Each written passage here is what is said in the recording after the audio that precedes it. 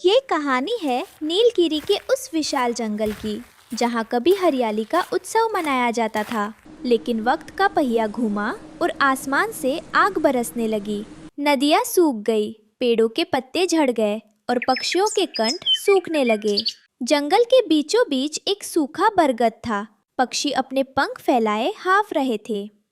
अरे ओ कबूतर, ज्यादा चोंच मत चला, अपनी बची कुची ताकत बचा ले। इस सूखे में मौत सबका दरवाजा खटखटा रही है। कालू, ऐसी बातें शोभा नहीं देती। हमें साथ मिलकर पानी और दाने की तलाश करनी चाहिए। कैसी तलाश दादा? मैंने पूरा इलाका छान मारा है, कहीं एक सूखा दाना तक नहीं है। लगता है इस बार नीलगिरी जंगल शमशान बन जाएगा। अचानक एक और सुखाड़ पीड़ित इलाके से उड़ता हुआ मिट्टू तोता वहां पहुंचता है। वो भूख से बेहाल है और उसके पंख धूल से भरे हैं। भाइयों, क्या यहाँ कहीं पानी मिलेगा? मैं कोसों दूर से उड़कर आ रहा हूँ। मेरा पूरा परिवार पीछे छूट गया है, दाने दाने को मोहताज। एक और आ गया अपनी किस्मत का रोना रोने। अजी मियाँ, यहाँ हमारे पास खुद के लाले पड़े हैं, तुम्हें पानी कहाँ से दें? तो क्या मैं यही मर जाऊंगा? मेरी नन्ही बच्ची, वो भूख से तड़प रही होगी। अरे मिट्ठू, रोने से कुछ नहीं होगा। यहाँ कोई फरिश्ता नहीं आने वाला। तभी दूर से एक सुनहरी चमक दिखाई देती है और रानो चिड़िया उड़ती हुई आती है। उसके पंखों से सोंधी सोंधी महक आ रही थी। सुनो, सब सुनो, कोई निराश नहीं होगा। मेरे घर चलो, वहाँ खुशियों का भंडार लगा है। रानो सबको अपने पुराने नीम के पेड़ के पास ले जाती है। वहाँ उसका घोंसला अब एक विशाल, तिकोने और सुनहरे समोसे के रूप में बदल चुका था। उससे धुआं निकल रहा था और खुशबू ऐसी कि सबकी भूख जाग उठी। ये क्या देख रहा हूँ मैं? क्या मैं सपना देख रहा हूँ? नहीं मिट्ठू भाई, ये सच है। कल रात जब मैं भूख से बेहाल होकर वन देवी की प्रार्थना कर रही थी, तब उन्होंने दर्शन दिए। उन्होंने कहा, रानो, तेरी मेहनत और दूसरों की मदद करने की भावना देख, मैं तुझे ये वरदान देती हूँ। ये मेरा घर भी है और सबका अन्न भंडार भी। पर ये तो छोटा सा है, हम इतने लोग कैसे खाएंगे? यही तो जादू है, देखो। रानो चिड़िया ने समोसे के कोने से एक टुकड़ा तोड़ा। जैसे ही टुकड़ा अलग हुआ, वहाँ अपने आप फिर से गरम पपड़ी बन गई। लीजिए दादा, पहले आप, ये गरम है, संभाल कर। रानो ने सबसे पहले मिट्ठू तोते को एक बड़ा टुकड़ा दिया। मिट्ठू भाई, ये लो और अपनी बच्ची के लिए भी ले जाओ। कोई यहाँ से भूखा नहीं जाएगा। रानो बहन, तुम तो साक्षात वन देवी का रूप हो। तुमने मेरी और मेरी बच्ची की जान बचा ली। मैं ये उपकार कभी नहीं भूलूंगा। जैसे जैसे दिन बीते, गांव का अकाल दूर होने लगा। मिट्ठू तोता भी अब रानो की मदद करने लगा। वो दूर दूर के भूखे पक्षियों को संदेश पहुंचाता और उन्हें रानो के घर ले आता। लेकिन कालू और लोमड़ी की भूख पेट की नहीं, लालच की थी। कालू, देखा तुमने? वो नन्ही सी चिड़िया और वो नया तोता मिलकर पूरे जंगल के राजा रानी बने बैठे हैं। सब उनकी जय जयकार कर रहे हैं। हाँ मौसी, मेरा खून खौलता है। और वो खुशबू रात भर मुझे सोने नहीं देती। मुझे सिर्फ एक टुकड़ा नहीं, मुझे वो पूरी छत चाहिए। छत ही क्यों? उस समोसे की जो ऊपरी परत है, वो सबसे करारी है। अगर हम उसे उखाड़ ले, तो वो जादू हमारे हाथ लग जाएगा। फिर हम गांव वालों से दाने के बदले सोना मांगेंगे। पर रानो कहती है कि इसे नुकसान पहुंचाने से जादू खत्म हो जाएगा। अरे वो भोली है। वो हमें डरा रही है ताकि हम उस पर कब्जा ना करें। आज रात जब सब सो जाएंगे, तुम ऊपर से हमला करना। मैं नीचे से बोरी लेकर खड़ी रहूंगी। रात का गहरा सन्नाटा था। सब पक्षी सो रहे थे। मिट्ठू तोता दूर एक डाल पर बैठा रानो के घर की रखवाली कर रहा था। तभी उसने कालू को धीरे धीरे समोसे की छत पर उतरते देखा। अरे, ये कालू रात के अंधेरे में रानो बहन के घर पर क्या कर रहा है? मुझे सबको जगाना होगा।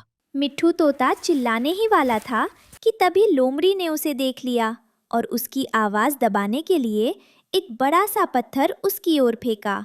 चुप रह तोते, अगर एक भी शब्द बोला तो तेरी खैर नहीं। मिट्ठू तोता पत्थर लगने से घायल हो गया, लेकिन उसने हार नहीं मानी। वो कमजोरी के बावजूद फरफराते हुए रानो के घर की ओर उड़ा। रात के 2 बज रहे थे। चांद बादलों में छिपा था। कालू दबे पांव समोसे की छत पर उतरा। वाह, यहाँ से तो भाप निकल रही है। कितना नरम और मसालेदार है ये। जल्दी कर कालू, कोई जाग जाएगा। रुको, मैं अपनी मजबूत चोंच से इसकी छत का मुख्य हिस्सा उखाड़ता हूँ। कालू जैसे ही चोंच मारता है, समोसे के घर से एक दर्द भरी चीख निकलती है। ऐसा लगता है जैसे घर रो रहा हो। ठीक उसी समय मिट्ठू तोता वहां पहुंचता है और कालू को रोकने की कोशिश करता है। रुको कालू, ये पाप मत करो। रानो बहन ने हमारी जान बचाई है। हट जा रास्ते से, मूर्ख तोते। तुझे भी रानो के साथ भूखा मरना है क्या? रुक जाओ कालू भाई। मिट्ठू, ये तुम क्या कर रहे हो? तुम मेरे घर की छत उजाड़ रहे हो। हट जा रास्ते से चिड़िया। अब ये जादुई खजाना मेरा है। मैं इसे खाऊंगा और राजा बनूंगा। कालू भाई, खुदा के लिए रुक जाओ। ये छत ही इस जादू का कवच है। अगर ये टूट गई तो ये समोसा सिर्फ एक पत्थर बन जाएगा। पूरा गांव फिर से भूखा मर जाएगा। झूठ बोल रही है ये। खींच कालू, जोर लगा। कालू ने एक जोर का झटका दिया। समोसे की सुनहरी छत उखड़ गई। लेकिन जैसे ही छत अलग हुई, आसमान में बिजली कड़की। आहा, मिल गया। अब मैं इसे... अरे, ये क्या? अचानक वो सुनहरा टुकड़ा काला पड़ गया। वो कोयले जैसा सख्त और बदबूदार हो गया। समोसे के घर से निकलने वाली सौंधी महक अब सड़ने जैसी बदबू में बदल गई। कालू, नीचे फेंक, मुझे भी। छलांग। अरे बाप रे, ये तो पत्थर है। पूरा समोसा घर अब एक काले बदसूरत पत्थर के टीले में बदल गया था। गांव वाले जाग गए और वहां जमा हो गए। ये क्या अनर्थ कर दिया कालू? तुमने हमारे जीवन का आधार ही खत्म कर दिया। मेरी चोंच में जहर जैसा दर्द हो रहा है। मेरी मदद करो। कालू की चोंच काली पड़ गई थी और वो कुछ भी खाने के लायक नहीं रहा था। रानो चिड़िया पत्थर बने अपने घर के सामने बैठकर रोने लगी। मिट्ठू तोता भी अपने जख्मों को भूलकर रानो के पास बैठ गया। रानो बहन, मैंने रोकने की कोशिश की, पर मैं कमजोर पड़ गया। अब क्या होगा? मेरी बच्ची, मेरा परिवार। हार मत मानो मिट्ठू भाई, वन देवी सब देख रही है। रानो की आंखों से आंसू गिरकर उस पत्थर पर पड़ने लगे। हे वन देवी, इनकी गलती की सजा पूरे गांव को मत दो। मुझे मेरा घर नहीं चाहिए, बस मेरे दोस्तों की भूख मिटा दो। मिट्ठू भाई ने तो इसे बचाने की अपनी पूरी कोशिश की। अचानक पत्थर फिर से चमकने लगा। वन देवी की आवाज गूंजी। रानो, तुम्हारा त्याग और मिट्ठू की वफादारी ही इस जादू की असली शक्ति है। कालू और लोमड़ी ने छत उखाड़कर ये साबित कर दिया कि वे इस वरदान के लायक नहीं है, लेकिन तुम्हारी ममता और मिट्ठू के साहस ने इसे फिर से जीवित कर दिया है। मुझे माफ कर दो रानो। मुझे माफ कर दो मिट्ठू। अब मैं कभी लालच नहीं करूंगा। मैं अपनी टूटी चोंच के साथ इस जंगल की सफाई करूंगा। बस सबको फिर से खाना मिल जाए। जादुई समोसा फिर से पहले जैसा हो गया। कालू और लोमड़ी अब गांव के रखवाले बन गए। मिट्ठू तोता रानो का दाहिना हाथ बनकर दूर दूर तक खुशियां बांटने लगा। उन्होंने सीखा कि लालच की छत हमेशा कमजोर होती है, लेकिन साझेदारी और वफादारी की नींव अटूट होती है।